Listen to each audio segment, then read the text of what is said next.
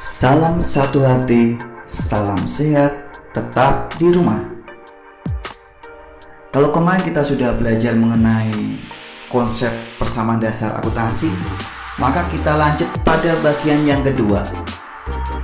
Apa yang kita akan pelajari di bagian yang kedua, yaitu mengenai penggolongan akun.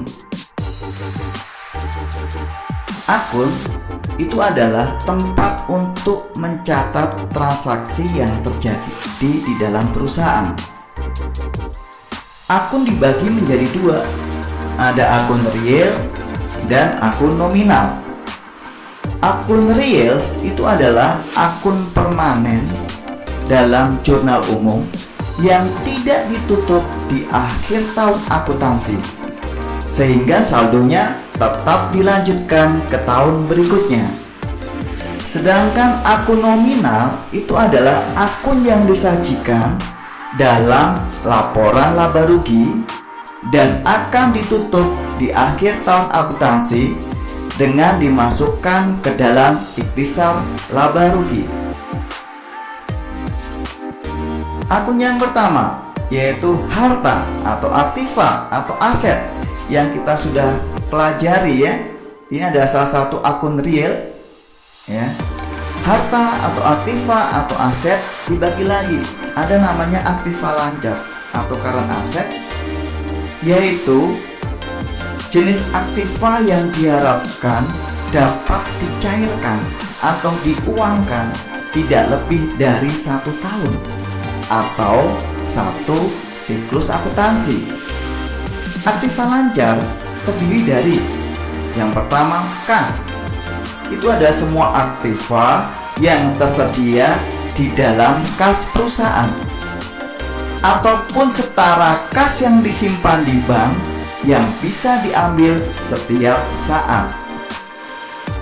Yang kedua, surat berharga, yaitu pemilikan saham atau juga obligasi perusahaan lain yang mempunyai sifat sementara yang sewaktu-waktu bisa dijual kembali ya. Jadi dia membeli surat berharga tersebut, kemudian ketika surat tersebut menguntungkan atau harganya naik, dia langsung jual kembali. Jadi sifatnya adalah pendek. Ketiga adalah piutang dagang. Piutang dagang itu adalah tagihan dari perusahaan kepada pihak lain atau debitur yang disebabkan karena penjualan barang atau jasa secara kredit.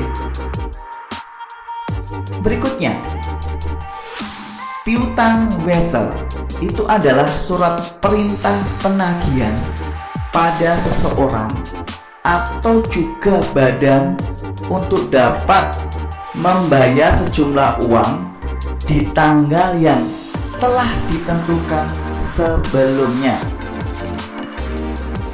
Berikutnya adalah piutang pendapatan, yaitu pendapatan yang sudah menjadi hak namun belum diterima pembayarannya karena belum jatuh tempo. Berikutnya adalah beban dibayar di muka, yaitu pembayaran beban yang dibayar di awal namun belum menjadi suatu kewajiban pada periode yang bersangkutan, maka dianggap sebagai harta.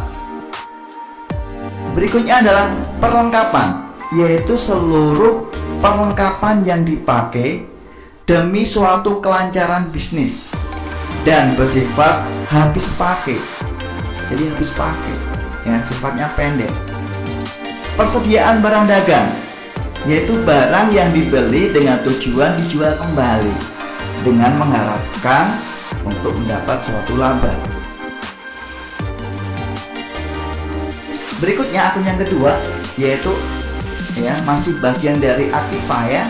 Kalau tadi aktiva lancar, sekarang aktiva tetap atau fixed asset.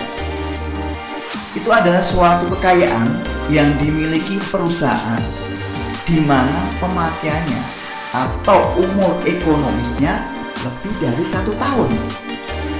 digunakan untuk proses operasi serta tidak untuk dijual. Setiap tahunnya Aktiva tetap mengalami penyusutan, sehingga nanti harus dibuat jurnal penyesuaian untuk penyusutan tersebut. Contohnya, Aktiva tetap ada tanah, gedung, mesin, peralatan toko dan kantor, alat angkut, dan lain sebagainya. Bagian Aktiva berikutnya adalah investasi jangka panjang.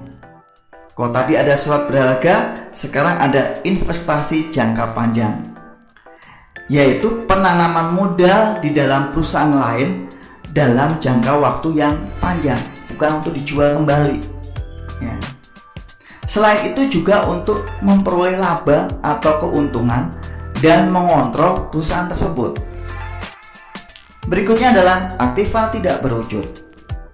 Itu adalah hak istimewa yang dimiliki perusahaan dan memiliki nilai, namun tidak memiliki bentuk fisik. Sebagai contoh, goodwill atau nama baik itu adalah nilai yang lebih yang dipunyai perusahaan dikarenakan adanya keistimewaan tertentu. Yang kedua adalah hak paten. Itu adalah hak tunggal yang diberikan oleh pemerintah kepada seseorang atau juga badan dikarenakan menemukan penemuan tertentu. Berikutnya adalah hak cipta. Adalah hak tunggal yang diberikan oleh pemerintah kepada seseorang atau juga badan dikarenakan adanya hasil karya seni atau tulisan atau juga karya intelektual.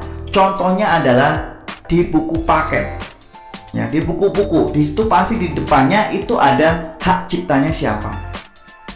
Berikutnya adalah merek dagang. Itu adalah hak yang diberikan oleh pemerintah kepada suatu badan untuk dapat menggunakan nama dan juga lambang bagi bisnisnya. Berikutnya adalah hak sewa.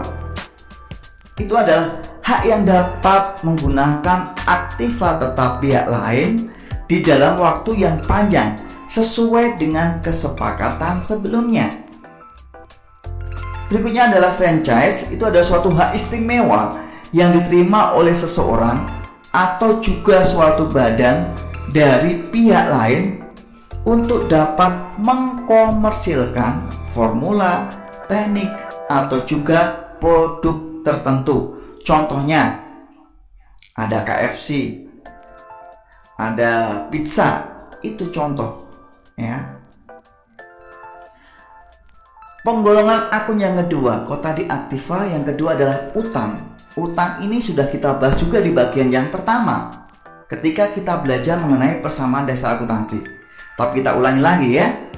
Jadi utang atau kewajiban atau liabilitas itu ada sejumlah dana yang perusahaan pinjam dari pihak lain atau kreditur dan harus dilunasi sesuai waktu yang sudah disepakati. Jenis utang berdasarkan jangka waktunya. Jadi secara umum sesuai dengan waktu pelunasannya, utang dalam akuntansi itu terbagi menjadi 3 jenis. Ketiga jenis tersebut diantaranya adalah ada namanya utang jangka pendek. Sesuai dengan namanya ya, utang jangka pendek ya. Jadi utang ini jangka waktunya singkat. Batas waktunya 1 tahun dari tanggal neraca. Pelunasannya juga dapat dilakukan melalui Aktiva lancar yang dimiliki sebuah perusahaan. Berikutnya adalah utang jangka pendek, juga sering dikatakan dengan nama utang lancar. Saat akan melunasi utang ini biasanya menggunakan suatu sumber yang dapat menimbulkan utang baru bagi perusahaan. Seperti contoh ya, utang pajak ya. Itu setiap transaksi keluar masuk yang dilakukan oleh sebuah perusahaan biasanya akan dikenakan pajak. Berikutnya adalah utang biaya, yaitu utang yang satu ini juga dilunasi agar tidak menjadi beban perusahaan dari awal. Sebagai contoh, utang gaji karyawan. Berikutnya adalah utang dagang. Perusahaan yang bergerak di bidang produksi biasanya membutuhkan bahan-bahan dalam proses produksinya. Utang ini biasanya adalah mereka yang membeli bahan produksi, di mana pada saat pembayarannya tidak dilakukan langsung pada saat pembelian. Itulah yang dinamakan dengan utang dagang. Berikutnya adalah utang wesel. Utang ini adalah yang melibatkan suatu bukti tertulis, ada bukti otentik tertulisnya. Biasanya juga perusahaan membayar utang dengan waktu dan kesanggupan yang sudah disepakati dalam bukti tertulis tersebut oleh kedua belah pihak. Ya. Berikutnya adalah modal. Modal kita sudah bahas sebelumnya ya, ketika kita belajar konsep persamaan dasar akuntansi. Modal atau ekuitas pemilik itu adalah kekayaan yang dimiliki pemilik untuk mendirikan usaha. Berikutnya adalah pendapatan. Pendapatan itu adalah hasil dari kegiatan penjualan barang atau jasa di sebuah perusahaan dalam periode tertentu. Sebenarnya tidak hanya hasil dari penjualan atau pendapatan ya, sebuah perusahaan yang berasal dari bunga. Jadi nggak cuma penjualan, tapi pendapatan bunga bisa, pendapatan sewa juga bisa ya. Berikutnya adalah jenis-jenis pendapatan. Dalam perbankan, jenis pendapatan dibagi menjadi dua, yaitu pendapatan operasional dan pendapatan non-operasional. Apa yang dimaksud dengan pendapatan operasional? Yaitu pendapatan yang merupakan hasil yang didapat langsung dari kegiatan operasional suatu perusahaan. Pendapatan kotor, yaitu pendapatan dari nilai asli dan faktur penjualan sebelum dikurangi. Contoh ada return barang dan potongan penjualan sebelum itu, maka dikatakan sebagai pendapatan kotor. Pendapatan bersih, nah, pendapatan bersih berarti sudah dikurangi dari return barang atau pengembalian barang dan potongan penjualan. Pendapatan non operasional itu ada pendapatan yang otomatis diterima tanpa adanya kegiatan. Contohnya berasal dari pendapatan bunga, dia mendapatkan bunga. Pendapatan sewa, yaitu hasil yang didapat setelah menyewakan suatu objek, misalkan menyewakan rumah atau mobil. Pendapatan bunga tadi sudah kita bahas juga, masuk di dalam yang di atas ya, yaitu hasil yang didapat setelah meminjamkan uang kepada pihak lain sehingga kita menerima bunga. Berikutnya adalah beban. Beban atau expense adalah suatu penurunan manfaat ekonomi dalam suatu periode akuntansi dalam bentuk arus keluar atau berkurangnya aktiva atau terjadinya kewajiban yang menyebabkan mengalami penurunan ekuitas yang tidak menyangkut pembagian kepada penanam modal. Jenis beban, ada beban penjualan, yaitu semua beban yang muncul dalam berjualan dan memasarkan barang, seperti kegiatan promosi, pengangkutan barang. Beban administrasi dan umum, ini adalah beban yang bersifat umum dalam perusahaan. Tadi saya sudah menjelaskan mengenai penggolongan akun ya.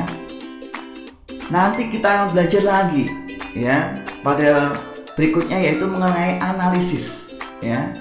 Terus ya, kita sama-sama belajar. Saya harap nanti kalian tetap membuka pada bagian yang ketiga. Saya yakin kalian akan semakin mudah untuk memahami persamaan dasar akuntansi. Salam satu hati, salam sehat, tetap di rumah.